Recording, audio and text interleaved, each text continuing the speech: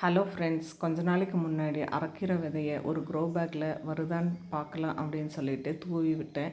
நல்லாவே வந்திருக்கு. இலையெல்லாம் பாருங்கள் எவ்வளோ க்ரீனிஷாக இருக்குதுன்னு சொல்லிட்டு. இப்போ ஓரளவுக்கு வளர்ந்துருச்சு, பூ வர மாதிரி இருக்குது. ஸோ கொஞ்சம் முத்தின கீரை செடியை மட்டும் பறிச்சிடலாம் அப்படின்னு சொல்லிட்டு பறிச்சிட்ருக்கேன். நீங்களும் இந்த மாதிரி உங்களுக்கு ஃபெசிலிட்டிஸ் இருந்துச்சுன்னா சின்ன சின்னதாக ட்ரை பண்ணி பாருங்கள். இது ஓரளவுக்கு ஆரோக்கியமாகவும் சந்தோஷமாகவும் நமக்கு இருக்கும். இதை வச்சு நம்ம இன்றைக்கி ஒரு ரெசிபி பண்ண போகிறோம். கொஞ்சம் இந்த வேர் பகுதி எல்லாத்தையும் வெட்டி வீசிட்டு நம்ம என்ன பண்ணலான்னா பொடி பொடியாக இதை நறுக்கி எடுத்துக்கலாம். எந்த அளவுக்கு பொடியாக நறுக்க முடியுமோ அந்த அளவுக்கு பொடியாக நறுக்கி எடுத்துக்கலாம்.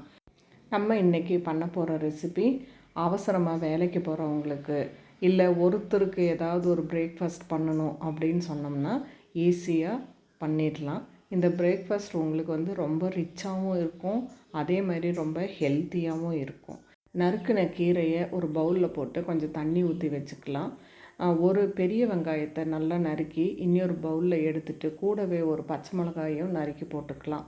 அலசின கீரையை இந்த மிக்சிங் கூட மிக்ஸ் பண்ணிக்கலாம். 2 முட்டையை உடச்சி ஊற்றிக்கலாம்.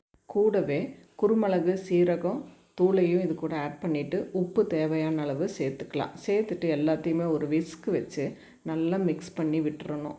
அப்போ தான் உங்களுக்கு இது எல்லாமே ஒன்றா பிளெண்ட் ஆகும். உப்பு கீரையிலையும் முட்டையில எல்லாத்தையுமே ஈவனாக ஸ்ப்ரெட் ஆகி கிடைக்கும் நமக்கு. So blending important. இது பண்ணி முடிச்சுட்டு ஒரு தவா வச்சுட்டு இதில் இந்த மிக்சிங்கை அப்படியே ஊற்றிடலாம். ஊற்றிட்டு நீங்கள் நல்லா ஸ்ப்ரெட் பண்ணி விடணும். கீரை எல்லா இடத்துலையும் ஈவனாக இருக்கிற மாதிரி ஸ்ப்ரெட் பண்ணி விட்டுக்கோங்க. உங்களுக்கு இன்னும் கொஞ்சம் கூட காரம் தேவைப்பட்டுச்சுன்னா கொஞ்சம் சில்லி ஃப்ளேக்ஸை இது கூட ஆட் பண்ணிக்கோங்க. இதை தனியாகவும் சாப்பிட்டுக்கலாம், இல்லைன்னா சீஸ் பட்டர் மிக்ஸ் பண்ணியும் ஸ்டஃபிங்காக வச்சும் சாப்பிட்லாம். ரொம்ப ஹெல்த்தியாக இருக்கும்.